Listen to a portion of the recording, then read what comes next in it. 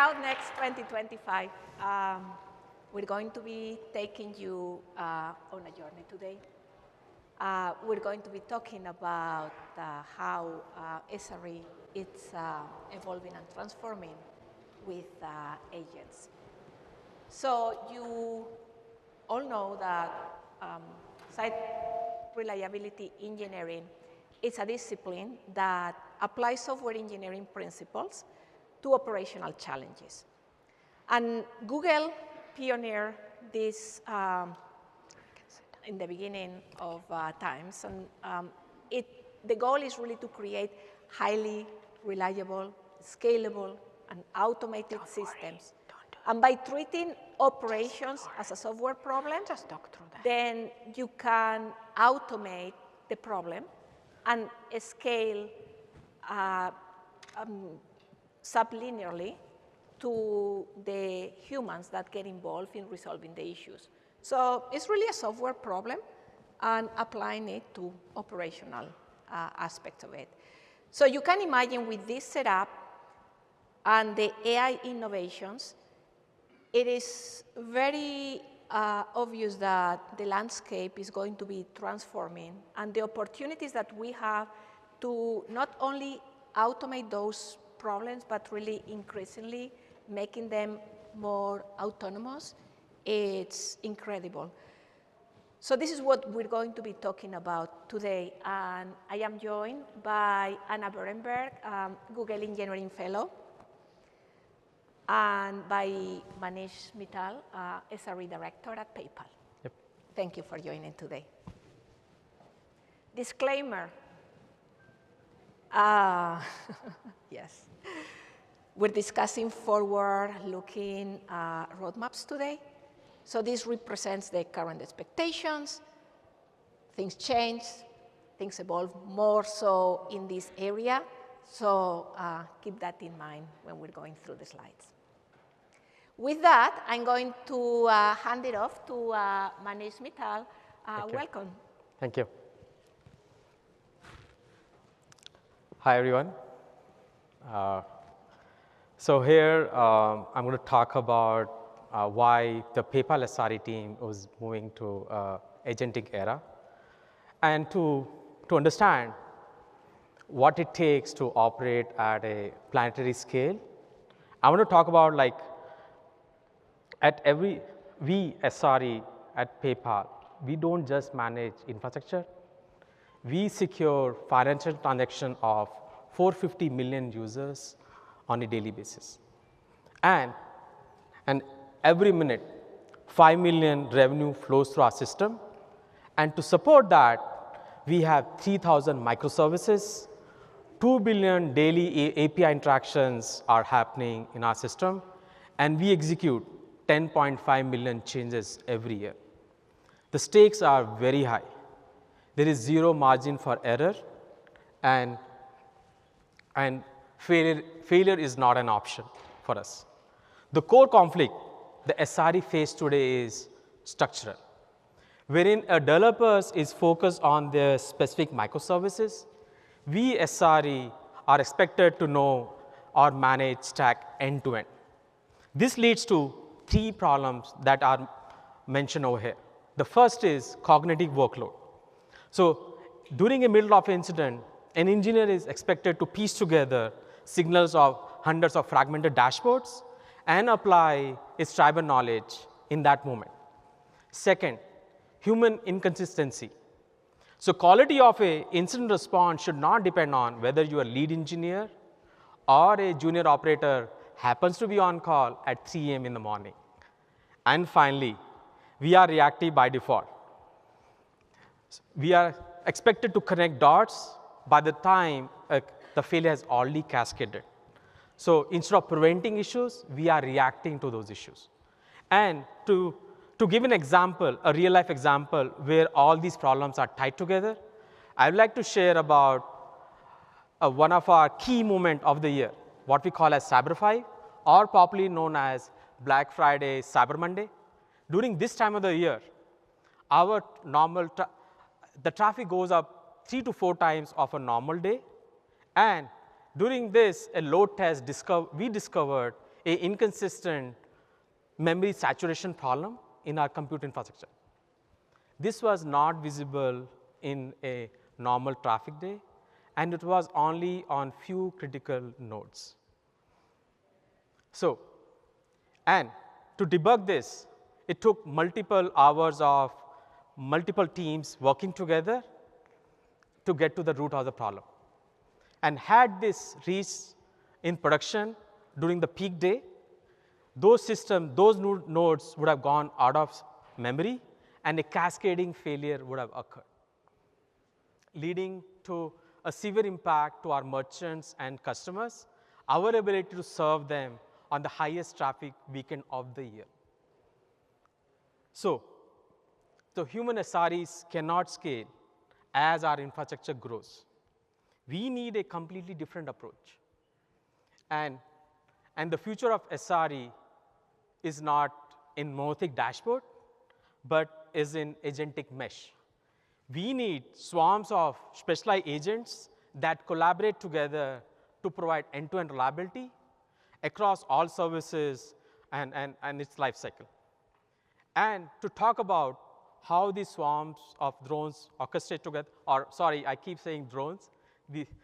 It's in the mind, but these are AI agents. So all swarms of AI agents, how they are working together. Here I'd like to call back Ines, who's going to talk over the Google architectural pattern and how they are solving this problem. Thank you. Thank you, Manish. All right. Let's now deep dive into the transformation in the space. So let's go through the journey. What a peek into the future, what this SRE agentic ecosystem is going to look like. So think of it as a swarm of highly specialized engineering teams, which are the agents, where each of the agents is is an expert in their specific area. There is an orchestrator that is the one responsible of coordinating an end-to-end flow. And we'll go through examples and see what that means. And then you have agents and sub-agents that are responsible of solving smaller problems in the end-to-end workflow. For example, you will have one agent that is responsible ensuring that the architectures and designs of the cloud, that they are design and provision, are reliable by design. You will have other agent that is responsible for tracking experiments that might be behind a future flag. You have others that are responsible for looking after and monitoring that a rollout is successful and the progression across your deployments. You will have another that looks at the health, looks at all the signals for a specific workload, service, application, and is able to understand what it means for the health of that specific workload. Other investigate incidents where happens. Another creates postmortems, tracks the item associated to this postmortem. So you have really a fleet of agents that each of them do their part to create an end-to-end system that helps with more complex flows. And then the key here is that they don't operate in silos. The power of it is that they're all talking with each other, sharing the context. So when something happens and some of them are solving a specific problem, the context, the outcome, the whole background of what happened before is really shared with the rest of the ecosystem. And then it's a cohesive unit that is operating 24/7, watching out, reacting, communicating to other agents what is the next thing they'll need to do, and then closing the loop of understanding a remediation, providing a fix. And with this, I would like to talk about the patterns of the autonomy. I think it's this ecosystem of agents are going to be gradually be introduced for different type of tasks. There's going to be progression of how comfortable we all are of letting these agents make decisions and take actions. So there is a pattern which is a human in the loop, in which the agent does the heavy lifting, but when there is an issue, let's say there is a report generated, there is a remediation generated, it pauses and waits for a human to review the action that is suggesting and then accept and consent the execution. And then incrementally more, we're probably going to a place in which these agents execute tasks more autonomy. It as well depends on in which environment, for example, you might be running. You might want to give more autonomy to these systems in a dev environment, and then really go through all approvals and consents for a production environment. But incrementally, these agents will go into a more autonomous mode in which they will be really doing these actions without the human in the loop. I'd like to welcome Anna Berenberg to talk about the engineering patterns. Well, you can do things your way, actually. There are 5 patterns that we identified so far, but you can imagine there's lots more. You can decide to do the same operation multiple ways. For example, you can do a rollout sequentially with a rollout, then execute particular task, then continue rollout, or you can do in a parallel, or for example, maintenance using hierarchical task decomposition.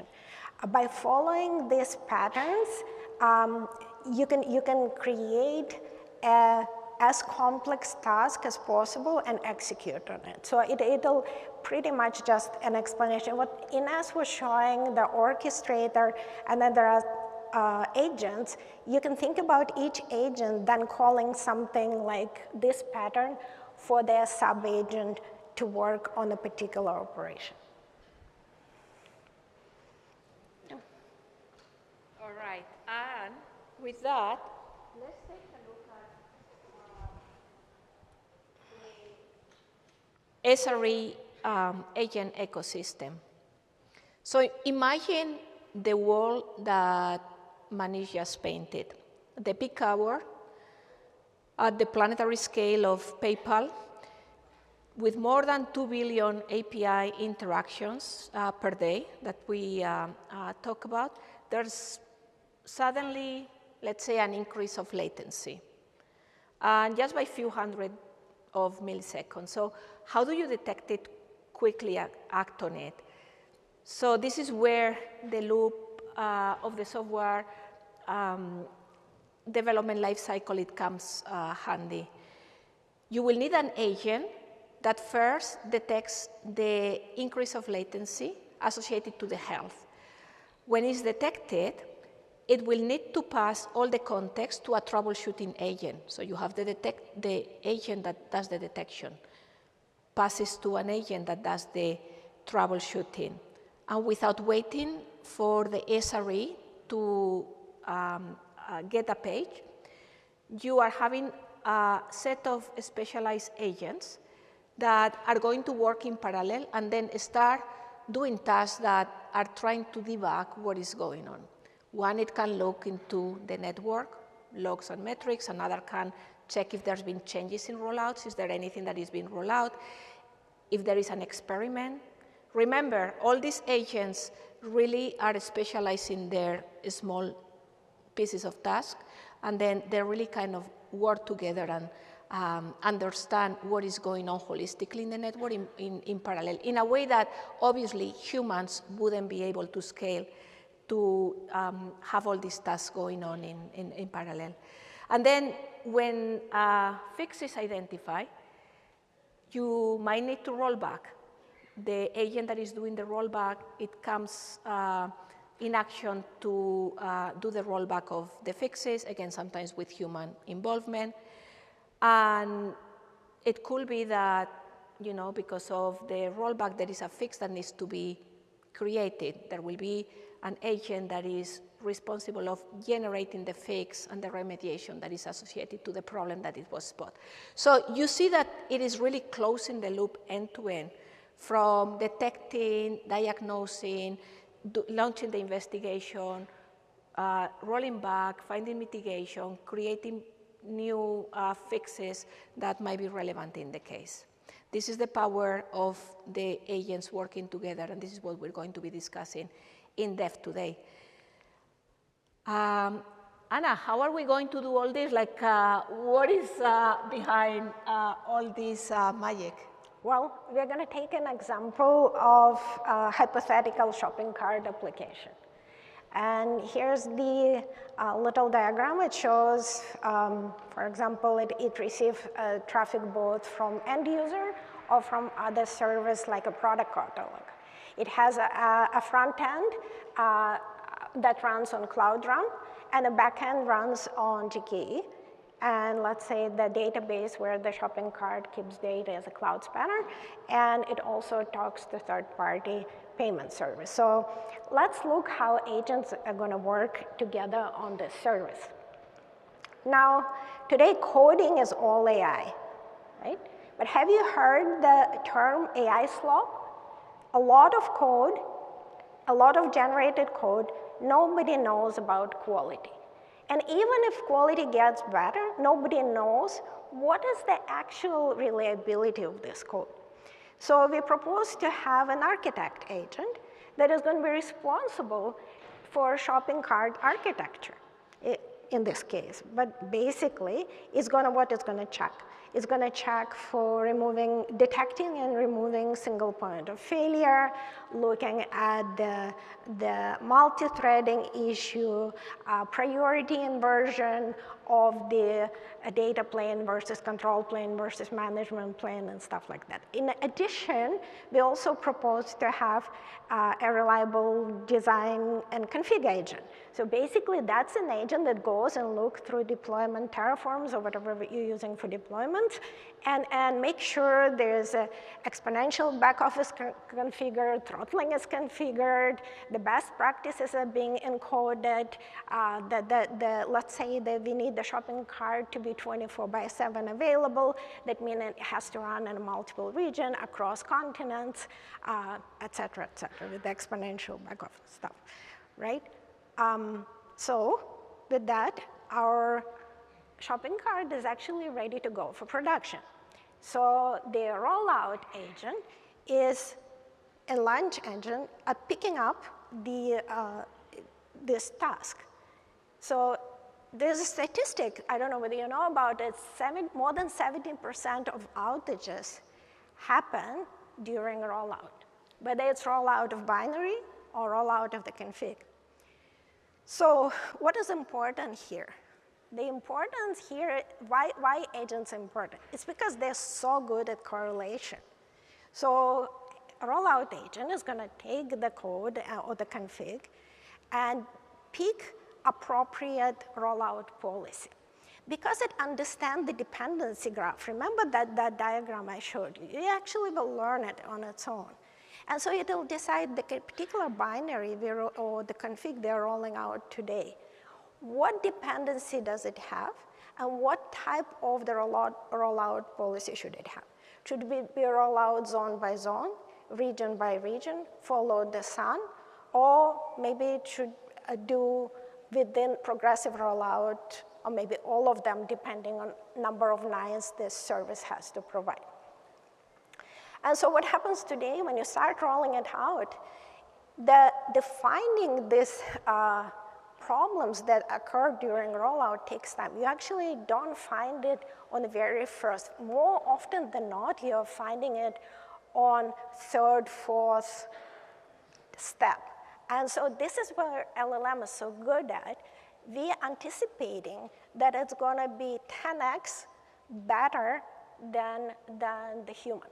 With all the alerts today it's pretty much at about more than 10%. That's where the human can detect. Alerts plus human can react to it. But the LLM probably, we're estimating it can do it probably at 1%, which is huge improvement for reliability. Now, our shopping cart has been running for a while, and we decided to add a new feature, a product recommendations. So when you put something you bought in the shopping cart, there's correlated products that are being recommended. And we decided to roll out this experiment to 1% of users. But 1% of users is actually a lot given if the service is very popular. Now, what actually happened, it's very much similar. Today, we have a statistics that the rollout failure is, experiment rollout failure is only detected at about 10%, whether customers like it, dislike it, have problem, etc. And so only then you start rolling it back. What we anticipate with LLM and agents is that the number is going to shrink down to 1% again. So even that means that if we are rolling out experiment to 1% of user, only at 1% of 1%, we can detect a failure, which is very much great improvement for reliability and automatically rollback. Now, our shopping cart is very, very popular. I'll tell you that. Who doesn't remember when shopping cart crashed when people were trying to buy tickets for Taylor Swift concert? It was a big deal, right? It just crashed and people were upset. So, but how you decide, was it a traffic that was inorganic and it was good traffic, like a lot of people are trying to buy tickets, versus this denial of service attack? Well, we will have an ability, the agent will be able to differentiate because it can observe anomaly as it starts building up versus an alert when it crosses some barrier. And it will be able to separate this into valid traffic versus please go to the hospital and isolate that traffic. Now, there are multiple remediation here. I mean, auto-scaling exists already, but that's insufficient here, especially for customers who use reserve capacity. So given the events like that, the agent can go and buy more capacity if allowed. And for example, it can talk to lunch agents and say, do you have lunches that are gonna at the same time use capacity?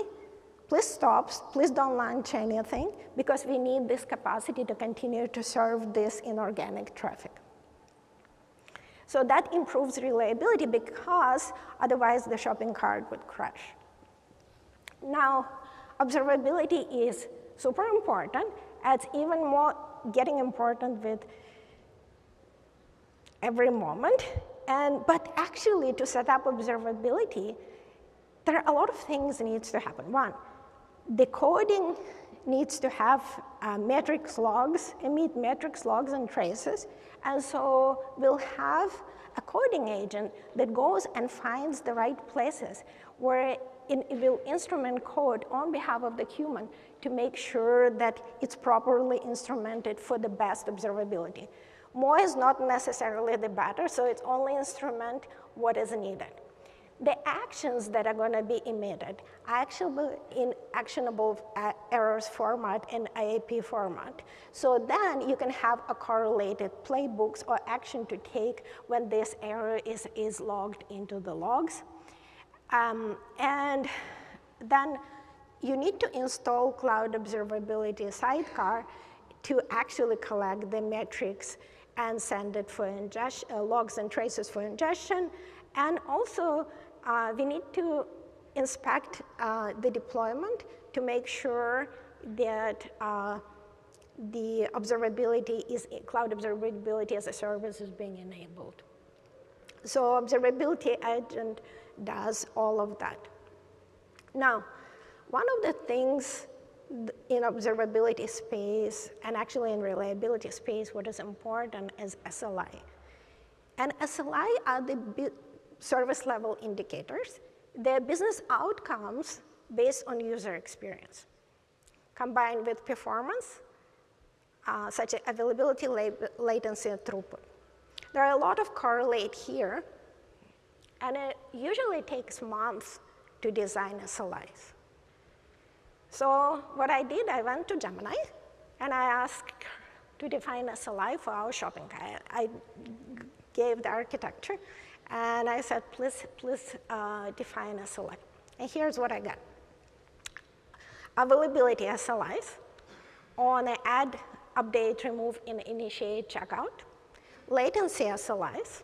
The add to cart should be less than 300 milliseconds, and view the cart should be less than 200 milliseconds. And correctness SLIs for data integrity. Oh, by the way, and Gemini taught me how to write an SLI. It said, please separate write and read paths. Okay? So now you can imagine not such a simple service, but complicated deployment. And the observability agent can go and actually design a SLI for you in a matter of minutes. So you'll save huge design time. Then it's going to go and orchestrate code and add this metric so they can be emitted and SLOs could be monitored. Now, our shopping cart has been running for a while, and now it needs re-architecture. What do we want to do? We want to change the schema for a database that holds item in the shopping cart. So to do that in a safe manner, we would like to create maintenance events in one region at a time while upgrading the database to a new schema. So how do we do that? So our maintenance agent is able to figure out service dependencies. Then it goes all the way to the top where the traffic is coming from, whether they're from internet, from VPC, or from another service, and start administratively moving traffic away to a different region. So, and then it runs the workflow. It calls the pre-event, where you can customize what you want to do pre-maintenance. Then you do maintenance, where at that point there's no traffic already, and the other agent can perform whatever maintenance needed with upgrade of the database. And then once the upgrade agent is finished off, it signals to maintenance agent, and maintenance agent calls post-operation. And so you can start redoing stuff, whatever your service need to warm up the database, et cetera. And then undrain the traffic, and traffic again comes in, and everything is continuous. So while all of that happens, and the lifetime operations happen, how do we decide where our shopping cart is healthy? There are multiple layers to go through deployment stack. And we probe at each layer. One, you first start with actually climate and geopolitical events. There could be earthquakes, there could be floodings, there could be wars that make the whole data center unavailable. There could be physical infrastructure problems, like a cooling, power, or shark ate the cable. Happen. There's a data center infrastructure and services that can go down. There's a cloud services that can go down. And there's actually application problems that your application can have a bug or crash, and it can go down. Now, all of this is actually not necessarily needs any agent. There's just a probing infrastructure. But what you need is for agent to be able to do things. Correlate that signals and remove the noise, because today there's a lot of noise. So it should be able to remove the noise and announce whether this actually a health event or it's a noise event. And the second, anomaly detection. This is total magic if it happens, because that way they can actually figure out how anomaly is happening before any alerts fires. So by the time alerts about to fire, actually the agents are being able to already diagnose the problem or getting to diagnose the problem and fix it. And that brings mean time to mitigation pretty much to zero. And with that, I want to give it back to Ines to talk about how to troubleshoot an Envid bring MTTR and MTTD down to 0. Okay, so now something wrong happened. It was detected by the agent that Anna just showed. So now what? So when a problem occurs, it's usually because a set of different conditions, and like a big part of it is understand what of those conditions is, in this case, causing the issue and triggering the issue. So there needs to be agents that go and evaluate different hypotheses, and they'll need to work in parallel.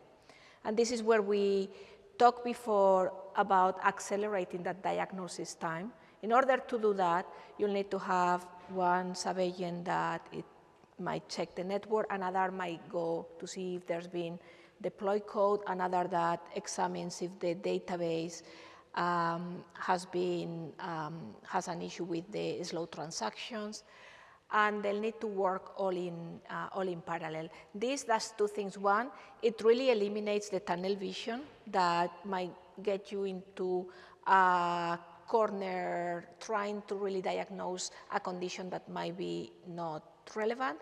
And by doing that in parallel, the MTTR that Anna talked about, it reduced very significantly. And again, this is really something that is impossible to do today at the scale that LLMs are going to do it in the near future.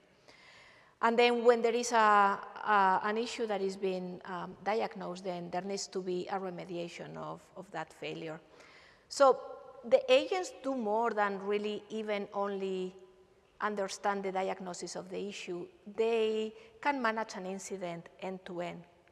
What does that mean? We talk about identifying. We talk about launching multiple investigations in parallel, but you all have worked through incidents and know that you need to go and understand what the user and customer impact is. So you need to do some analysis of the instances that has been impacting. You need to draft a report that explain what happened and who have been the impacted users. You need to target the communication for those users. And then you need to create a post-mortem. And as part of those post-mortem, you also need to create action items that will prevent that in the future. Not only that, you'll need to go and generate the fixes, track the items that are going to generate the fixes that are going to make sure that this does not happen again.